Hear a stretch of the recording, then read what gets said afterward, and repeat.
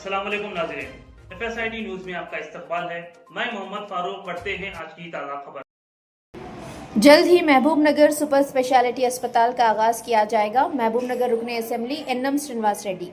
सरकारी विप व महबूब नगर रुकने असेंबली एनएम श्रीनिवास रेड्डी ने कहा कि सरकारी जनरल अस्पताल में आवाम को कॉरपोरेट तर्ज की मियारी तिब्बी सहूलियात फराहम की जा रही है।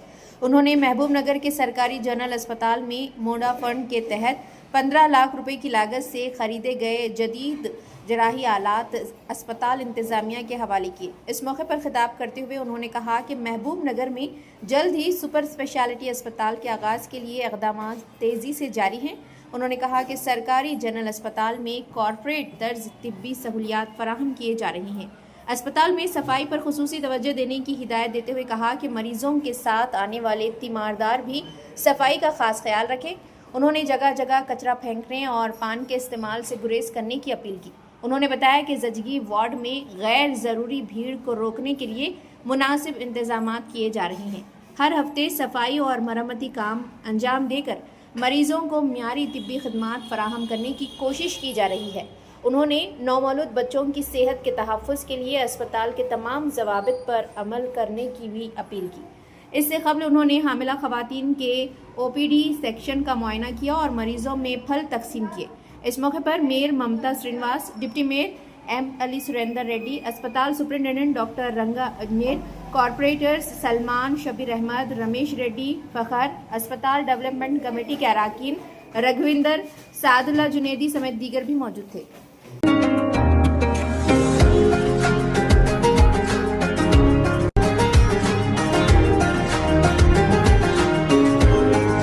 మొదటి 3 స్థానాల్లో ఉంది డెలివరీస్ విషయంలో. మొత్తం 220 బెడ్స్ తోటి అన్ని రకాల ఎక్విప్మెంట్ తోటి మహబూబ్ నగర్ జనరల్ హాస్పిటల్లోని mother and child care centre ఈరోజు మొత్తం ఉమ్మడి జిల్లా ప్రజలకే కాకుండా పక్కన రంగారెడ్డి జిల్లా, ఇటు నల్గొండ జిల్లాకు చెందిన కర్ణాటక ప్రాంతానికి చెందిన మదర్స్ కూడా ఇక్కడికి వచ్చి డెలివరీస్ చేయించుకుంటా ఉన్నారు. దాదాపుగా ప్రతి నెల 700 డెలివరీస్ ఈ కేంద్రం నుంచి జరుగుతాయి. సంవత్సరానికి దాదాపుగా 9000 మందికి ఇక్కడ డెలివరీ జరుగుతుంది. అలాగే ప్రీనాటల్, పోస్ట్ నాటల్ సర్వీసెస్ కూడా ఇక్కడ మనం ఏర్పాటు చేయించినాం. ఇప్పుడు లేబర్ రూమ్ సంబంధించిన ఎక్విప్మెంటు, ఆపరేషన్ థియేటర్కి సంబంధించిన ఎక్విప్మెంటు దాదాపు 15 లక్షల రూపాయలతోటి పోయినసారి నేను విజిట్కి వచ్చినప్పుడు డాక్టర్స్ వీటన్నిటి షార్టేజ్ ఉందని చెప్తే ఇమ్మీడియట్గా మనం అరేంజ్ చేయించి వాటిని ఈరోజు వాళ్ళకు డెలివరీ చేయడం జరిగింది. దాన్ని ప్రారంభోత్సవానికి ఈరోజు ఇక్కడికి రావడం జరిగింది. ఇప్పటిదాకా ఏ ఎక్విప్మెంట్ అవసరం ఉన్నా ఈ మదర్ అండ్ చైల్డ్ కేర్ సెంటర్కు మేము ఇస్తూ ఉన్నాం. ఆశా వర్కర్లు కూడా వాళ్ళు ఎప్పుడు ప్రసవం మొదలైతే అప్పుడు గ్రామం నుంచి మా మహిళలను తీసుకొని వస్తారు. గర్భవతులుగా ఉన్న వ్యక్తులను, తల్లులందరినీ తీసుకొని వస్తే అర్ధరాత్రి, అపరాత్రి సమయం లేకుండా వాళ్ళ హాస్పిటల్లో ఉండాల్సి వస్తుంది. సో వాళ్ళ బాధలు చూసిన తర్వాత వాళ్ళకు కూడా ఒక విశ్రాంతి మందిరం ఉండాలని చెప్పి గత నెలలో మనం ఒక విశ్రాంతి మందిరాన్ని ఏర్పాటు చేసుకున్నాం. చాలామంది ఆశా వర్కర్లు చాలా సంతోషంగా ఉన్నారు. వాళ్ళకి చేంజింగ్ రూమ్స్ కావచ్చు, టాయిలెట్స్ కావచ్చు, విశ్రాంతి తీసుకోవడానికి తగిన స్థలం కావచ్చు, వాటిని ఏర్పాటు చేయడం జరిగింది. అలాగే ఇప్పుడు లేబర్ రూమ్కి సంబంధించిన, ఆపరేషన్ థియేటర్కు సంబంధించిన అన్ని రకాల ఎక్విప్మెంట్లు, లేటెస్ట్ ఎక్విప్మెంట్లు కూడా వాళ్ళకు అందియడం జరుగుతూ ఉంది.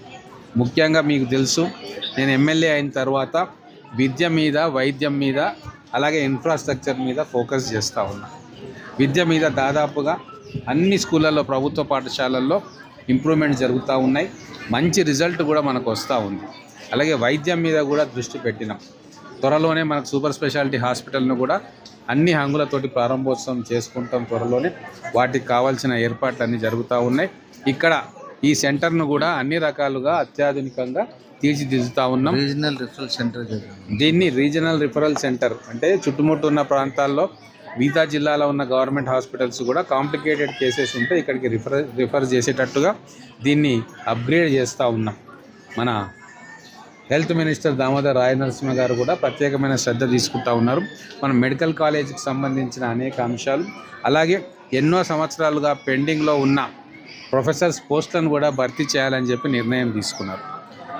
అలాగే ఇప్పుడే దాదాపుగా ఎక్విప్మెంట్ పర్చేసింగ్ కోసం ఈ జనరల్ హాస్పిటల్కు హెచ్డిఎస్కు దాదాపు 5,76,00,000 రూపాయలు కూడా శాంక్షన్ చేయడము, ఆ డబ్బు కూడా అకౌంట్లోకి రావడం జరిగింది.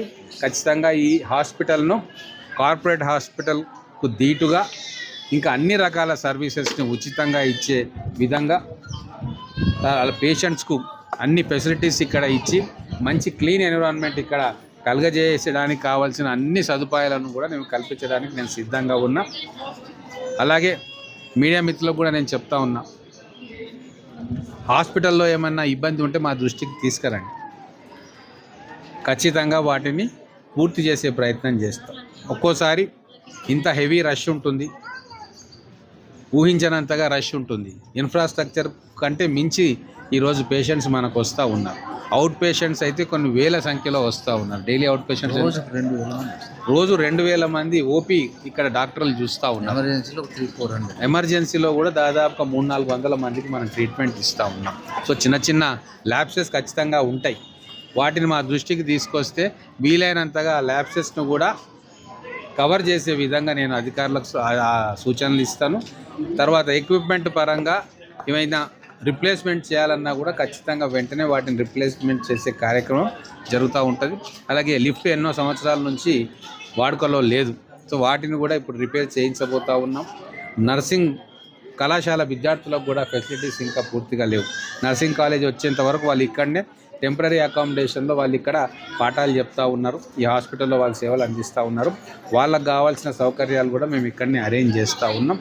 రాబోయే రోజుల్లో ఇంకా ఎక్కువ ఫండ్స్ కేటాయించి ఈ జనరల్ హాస్పిటల్ని ఇంకొక మెట్టుకు, ఇంకొక పై స్థాయికి తీసుకుపోవాలని చెప్పి గట్టిగా మేమందరం కూడా డాక్టర్ల సహకారంతో, సిబ్బంది సహకారంతో మేమందరం కూడా శాయశక్తులా కృషి చేస్తూ ఉన్నాం. సరే, ఆక్సిజన్ ప్లాంట్ ఉంది సార్, ఇక్కడ ఆక్సిజన్ ప్లాంట్ రిపేర్లో ఉంటే ఆక్సిజన్ ప్రొడ్యూస్ కావట్లేదు.